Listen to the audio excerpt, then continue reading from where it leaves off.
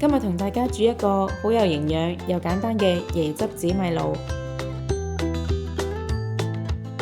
紫米洗乾淨後沥乾，加1200ml水浸30分鐘。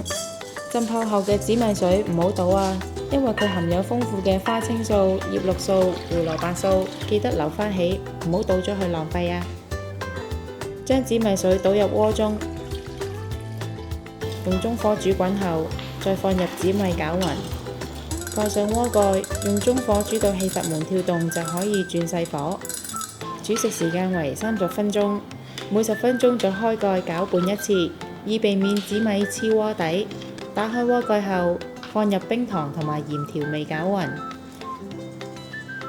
再加入牛奶同椰漿攪勻。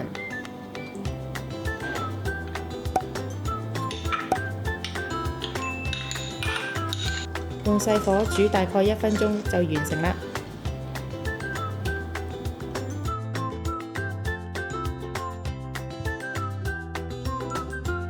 鍾意我哋條影片嘅朋友可以 Like、Subscribe、Share， 同埋記得撳着個鐘仔，可以第一時間收到我哋嘅最新資訊同埋影片。